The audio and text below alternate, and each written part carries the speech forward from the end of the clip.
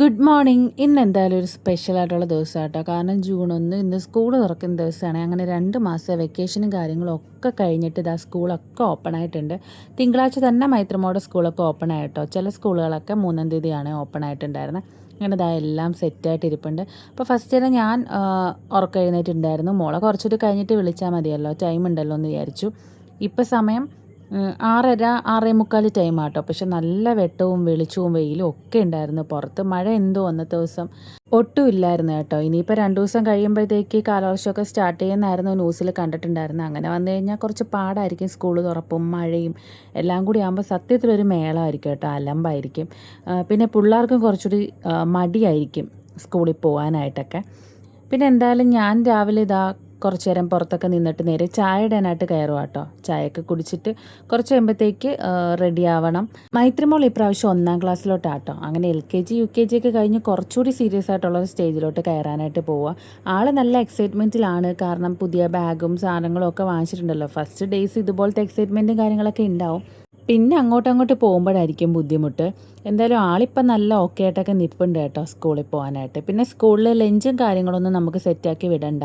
കാരണം ഇപ്പോൾ ഉച്ചയ്ക്കൊക്കെ നല്ല ഫുഡും കാര്യങ്ങളും ഒക്കെ ആട്ടോ. സ്കൂളിൽ നിന്ന് നല്ല കറികളും ഒക്കെ ആയിട്ട് നല്ല രീതിയിലുള്ള ഫുഡുണ്ട്. അപ്പോൾ അതുകൊണ്ട് തന്നെ പ്ലേറ്റ് മാത്രം നമ്മൾ കൊടുത്തിട്ടാൽ മതി. അത് കഴിഞ്ഞ 2 വർഷം അങ്ങനെ തന്നെ ആയിരുന്നു കേട്ടോ. എല്ലാ കുട്ടികളും ആ സ്കൂളിൽ അങ്ങനെ തന്നെയാണ് ഫുഡ് കഴിക്കാറ്. പിന്നെ ഞാൻ എന്താ ചായ ഇട്ടു. എന്നിട്ട് കുറച്ച് നേരം എന്താ ഇങ്ങനെ പുറത്ത് വന്ന് ഇരിക്കുക കേട്ടോ. ഇനി ഏറ്റവും വലിയ ടാസ്ക് ആളെ ഉറക്കത്തിൽ നിന്ന് എഴുന്നേൽപ്പിക്കുക എന്നുള്ളതാണ് കേട്ടോ. കാരണം ഇത്രയും നാൾ വെക്കേഷൻ ആയിരുന്നത് കൊണ്ട് തന്നെ തോന്നുന്ന സമയത്ത് ഉറങ്ങുക, തോന്നുന്ന സമയത്ത് എഴുന്നേൽക്കുക.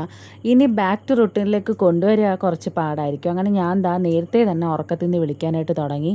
തിരിഞ്ഞും മറിഞ്ഞും വീണ്ടും വീണ്ടും കിടന്നുറങ്ങുന്നതല്ലാതെ ആൾ എഴുന്നേറ്റ് വരാൻ കുറച്ച് പാടാണ്. വെക്കേഷൻ കഴിയുന്നതോടെ മൊത്തത്തിൽ കുട്ടികൾക്ക് അതുപോലെ തന്നെ പേരൻസിനും എല്ലാവർക്കും കുറച്ച് മടി പിടിക്കുന്ന സമയമായിരിക്കും കേട്ടോ. എല്ലാവരും ഇനി പഴയൊരു റുട്ടീനിലും കാര്യങ്ങളിലോട്ടൊക്കെ വരാനായിട്ട് കുറച്ച് ടൈം എടുക്കും. എന്തായാലും ഞാൻ കുത്തിപ്പൊക്കെ എഴുന്നേൽപ്പിച്ചിട്ടുണ്ട്. പിന്നെ രാവിലത്തെ ബ്രേക്ക്ഫാസ്റ്റ് കൊടുത്തു കേട്ടോ. ബ്രേക്ക്ഫാസ്റ്റ് ഒക്കെ കഴിച്ചു. ആദ്യം ഒരു ഡ്രസ്സായിരുന്നു ഇട്ടിട്ടുണ്ടായിരുന്നത്. പിന്നെ ആളത് ഊരി മാറ്റി കേട്ടോ. അതിനകത്ത് ചെറിയ അഴുക്കും കാര്യങ്ങളൊക്കെ കണ്ടപ്പോഴത്തേക്ക് പിന്നെ ഈ ഒരു ഫ്രോക്ക് എടുത്തിട്ടു. അങ്ങനെ ഇതിട്ടുകൊണ്ടാണ് നമ്മളിന്ന് സ്കൂൾ ഉറപ്പിന് പോകുന്നത്. പിന്നെ പോയി ഞാനും റെഡി ആയിട്ടോ. അപ്പോൾ ഞാൻ ഈ ഒരു ഡ്രസ്സാണ് ഇടുന്നത്. ഇത് അജുവിന്ന് എടുത്തതാട്ടോ. നല്ല ഭംഗിയുണ്ട്. ഞാൻ ഫസ്റ്റ് ടൈമാണ് ഇന്ന് സ്കൂൾ തുറപ്പായിട്ട് ഇന്ന് ഇടാമെന്ന് വിചാരിച്ച് വെച്ചേക്കായിരുന്നു. അങ്ങനെ ഞങ്ങൾ രണ്ടുപേരും ഡ്രസ്സൊക്കെ ഇട്ട് റെഡി ആയി. അപ്പോൾ മൈത്രിമോളുടെ ഫുള്ള് വീഡിയോ എടുക്കാൻ പറഞ്ഞു. ഫുൾ ആൾ റെഡി ആയിട്ടുണ്ട്. അങ്ങനെ നേരെ ഞങ്ങൾ സ്കൂളിലെത്തി. അപ്പോൾ അമ്മയും അച്ഛനും ഒക്കെ വന്നിട്ടുണ്ടായിരുന്നു കേട്ടോ. അവിടെ കുട്ടികളൊക്കെ വന്ന് അവിടുത്തെ പ്രോഗ്രാംസും കാര്യങ്ങളൊക്കെ ഏകദേശം തുടങ്ങാനായിട്ടേ ഉണ്ടായിരുന്നുള്ളൂ. പിന്നെ കുറച്ച് നേരം നമ്മളിങ്ങനെ പുറത്ത് നിന്നു. അത് കഴിഞ്ഞപ്പോഴത്തേക്ക് കുട്ടികളെയൊക്കെ അവരിങ്ങനെ വിളിച്ചുകൊണ്ട് പോയി ബലൂൺസും കാര്യങ്ങളൊക്കെ കൊടുത്തിട്ടുണ്ടായിരുന്നേ. പിന്നെ നമ്മൾ പേരൻസിനെയൊക്കെ ഈ ഒരു ഹോളിലോട്ട് കയറ്റിയിരുത്തി കുറേ പ്രസംഗവും കാര്യങ്ങളൊക്കെ ഉണ്ടായിരുന്നു. കുറച്ച് കാര്യങ്ങളൊക്കെ പറഞ്ഞു. അതിന് ശേഷം അവരെ ക്ലാസ് റൂമിൽ കൊണ്ടുവന്നിരുത്തി.